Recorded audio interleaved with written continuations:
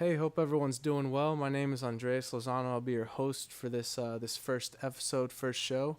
TimeOut Sports has been going for several months now, but the reason why we're taking a different approach is because everyone's on social media, so we're using Facebook as a way to reach the crowd, specifically the sports crowd. And before we get into it, I want to give a special thanks to Spill the Beans in downtown Greenville for allowing us to use their conference room. This is an awesome location, and you couldn't ask for more. Um, but the main reason why Timeout Sports originally started was I had an idea, just wanting to connect younger athletes, questions and thoughts and things that they had asked, because there's a lot of gray areas when it comes to working on your game as an athlete. And there are a lot of experienced coaches and older athletes that have experience, and basically they know the do's and don'ts, and they wish if they could go back in time and work on specific areas of their game, to get different results, whether it was just to get more playing time to go to that Division I university, or even just to make a college team. They would definitely apply it at a lot younger age. And of course, the older you get, the more wiser you get, because you obviously experience a lot more things. But coming in, all our guest speakers moving forward, they're gonna have experience and knowledge that a lot of younger athletes can definitely learn from, and definitely can be applied. The big question is if it's applied, it can definitely impact their game in the specific sport if he or she takes what is being said to heart. And there's a difference between just playing a sport, or actually learning or being a student of the sport. And the difference is one side you're going through the motions, and the other side you're a learner, and you're constantly improving in your game. Today's guest speaker is former Clemson baseball coach Jack Leggett.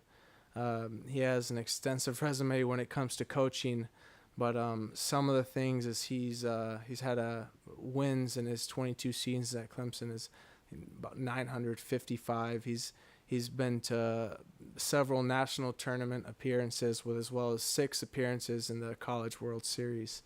But definitely has a background when it comes to coaching, and has a lot to add to when it comes to what from a coaching perspective, not mine as a former student athlete, not a parent, as a parent might think their kid is going to go play professional, or not a younger kid thinking that he knows what it takes, because at the end of the day, coaches are what makes an impact when it comes to how an athlete's formed from such a young age. So with that, we have a great expert when it comes to the field of coaching, when it comes to baseball specifically. But Jack, what is something that you look for, or what is something when it comes to mental toughness of playing baseball? What is something that you see in young athletes? Well, mental toughness is a huge part of this game, because there are so many ups and downs, and there's a lot of adversity involved in this game, a lot of failure, and certainly there's a lot of parity out there. There's a lot of competition out there. So you've got to be mentally tough to continue to keep grinding at your game and making yourself better every single day. And there's a lot of one-on-one battles in the game of baseball, from the pitcher to the hitter to being out there really by yourself on defense and making a play. So I think that mental toughness plays a huge part in a player being successful in this game. I've seen, it can be translated through how they fight through adversity, because if a kid doesn't handle adversity very well, and his body language goes down quickly, his shoulders start slumping, his head gets down, he starts thinking negative thoughts, this game can really snowball in a bad direction for you. When you really think about it, a kid who's a really good hitter at this level is hitting 300 or 350, and so he's successful 3 out of 10 times, and unsuccessful almost 7 out of every 10 times, as far as getting hit and get on base. And so to be able to handle that and keep an even keel about yourself and keep mentally strong through the ups and downs that baseball will throw in front of you is a huge part of becoming a really good athlete at this level. And I've seen kids who are very talented who are not mentally tough enough, and they don't survive as a baseball player at the highest level. Mm. I've seen kids who are not maybe as talented but are very strong mentally that grind their way through into becoming a really good baseball player because they're strong enough mentally to be able to handle the ups and downs and the ebbs and flows that that the game brings you. And how many natural players, like natural gift players, have you seen compared to the ones that give 10 times more effort when it comes to playing sport? Well, in the 38 years that I've coached college baseball, I've come into a little bit of everything where a kid is naturally gifted and things come a little bit easier to him and maybe doesn't work as hard. I've come in contact with kids who are very naturally gifted that are even really more highly motivated, and they continue to keep working hard to make their game really good. Mm-hmm. And I've seen kids who are not as gifted as well, maybe physically or size-wise or strength-wise, but they become really good baseball players because they learn the ins and outs of the game, and they have some mental toughness to go along with it. So, I've been fortunate. I've seen a lot of players come and go during the time. I've coached in over 2,500 Division I baseball games, been to 26 NCAA tournaments, been to Omaha 6 different times, super regionals 9 different times, and coached to probably about 150 kids that have played professional baseball and 22 that have played in the big leagues. And every time I went down to the baseball field, I was trying to learn something, even with all that experience. And I think that if a kid decides he wants to be really good at the sport he chooses, or baseball in particular, he's got to have passion, and he's got to have mental toughness, and he's got to have inner strength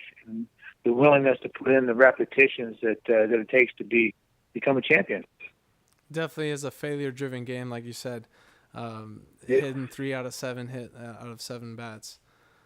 Yeah, there's a lot of failure in it, and there's a lot of I always speak to I use this term, that's the diff, and there's such little difference between being a good player and a great player, or an average player and a good player, or winning a championship and not winning a championship, or just simply winning a game and not winning a game. It's or getting a hit and not getting a hit, or making a play and not making a play. There's such little difference.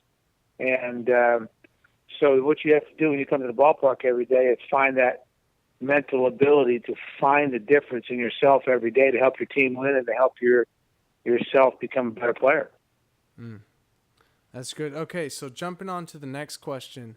So breaking it down to, let's say you're going to go to a baseball game to go see a future recruit, and you're going to look towards a specific position. Because you have your own coaching style, you have some spots that you need to fill. Breaking it down to a specific position, what is something that you would look for when it comes to that position? I guess let's just take the catching position, because to me it's like your quarterback, of the football team. You've got to have a catcher, because the catcher controls the tempo of the game. He controls the rhythm of the pitcher. He's kind of your leader. He's really your only guy in foul territory. Everybody else is in fair territory. So he's your one guy that has the whole field right in front of him. And, it's pitching is such a big part of this game that in order for them to be successful, they have to have somebody behind the plate who they trust, who they have confidence in, and they have confidence in throwing all their pitches to a guy who can handle their pitches and block pitches in the dirt and, help them hold runners on base and keep them in check over first or second base, and that have great leadership qualities. So if I were to go to a game and watch a catcher and see if he was going to be a good enough player for us at a higher level, I would be looking for, mental toughness again. I'd be looking for leadership ability. I'd be looking for enthusiasm, because he controls the tempo of the game and can be infectious to the rest of the team. And I'm looking for somebody who's intelligent, and somebody who's tough as nails, who can battle through mental and physical, because you're going to get beat up a little bit physically back behind the plate. And so I would look for somebody who's got energy, because your energy can be infectious to the rest of your team. And that could really set the tone. Translating from soccer, the sport I grew up playing, Right. it can really set the tone when it comes to the captain or whoever's in charge of the team, really setting the mood whenever you get scored on or whenever you, scored on. That's exactly it. And, and a great example of that, for those that have been around, Clemson and around our program for a while there, the latest catcher that they had, Chris Oakey, who ended up being a first-round pick of of Cincinnati. He was infectious. His personality, he was relentless in his work ethic, in practice, in games, and it just, without him around, it's not, it's just, things aren't just the same. And it's, that's I've had 4 or 5 other catchers in my time as a coach that you couldn't play without. And he was certainly one of those guys I think that most people can relate to. But it's because of his personality and his love for the game and his passion, and the best catchers I've had have exhibited all those qualities. Just feeds everyone else and just lights the fire. Yes, absolutely. And so you can draw the analogy to a quarterback in football, and when you see what the quarterback in football did is for Clemson, Deshaun Watson. It's like, he has a belief he's going to win.